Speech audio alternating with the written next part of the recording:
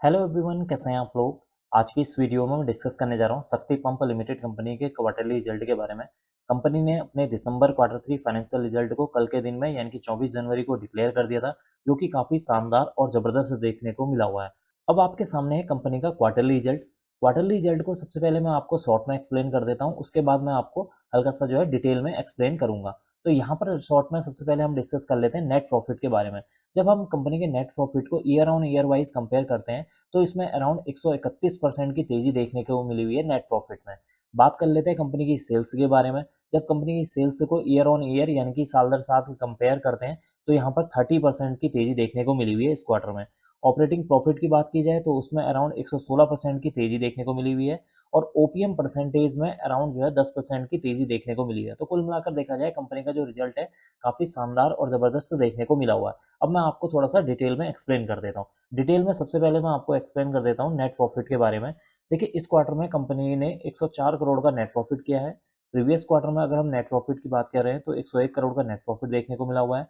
Previous year दिसंबर 2023 में net profit 45 crore का देखने को मिला हुआ है। इसका मतलब है कि जब आप नेट प्रॉफिट को year on year wise compare करते हैं तो यहाँ पर अराउंड 131% की तेजी देखने को मिली हुई है, जो कि इसके लिए क्या है, एक पॉजिटिव पॉइंट है। अब हम बात कर लेते हैं कंपनी की सेल्स के बारे में।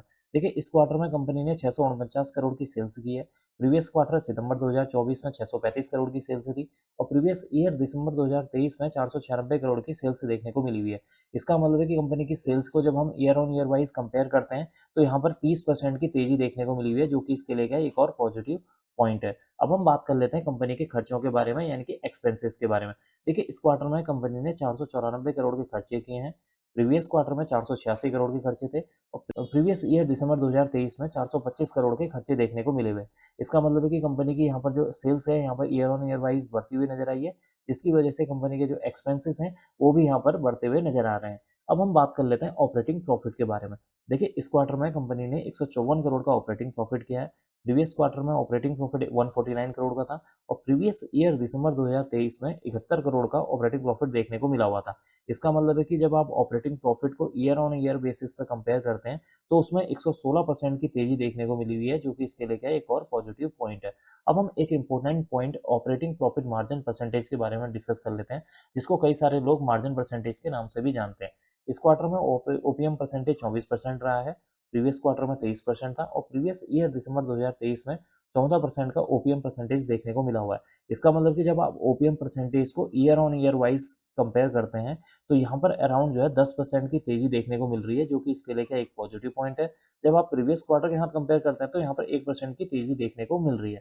अब एंड में डिस्कस कर लेते हैं ईपीएस के बारे में। देखिए, ईपीएस की फुल फॉर्म होती है अर्निंग पर शेयर। एक शेयर में होने वाली जो अर्निंग होती है उसी को ईपीएस बोला जाता है। इस क्वार्टर में ईपीएस 8 रुपये 66 पैसे निकल कर रहा है। प्रीवियस क्वार्टर में 8 रुपये 44 पैसे था और प्रीवियस ईयर दिसंबर 2023 में 4 रुपये 10 पैसे का ईपीएस देखने को मिला हुआ है। इसका मतलब कि जब आप ईपीएस को ईयरली वाइज कंपेयर करते हैं या क्वार्टरली वाइज कंपेयर करते हैं, इसमें एक अच्छी खासी जंप नजर आ रही है, जो कि इसके लिए क्या है, एक पॉजिटिव पॉइंट है। तो कुल मिलाकर देखा जाए कंपनी का जो रिजल्ट है काफी शानदार और जबरदस्त देखने को मिला हुआ है।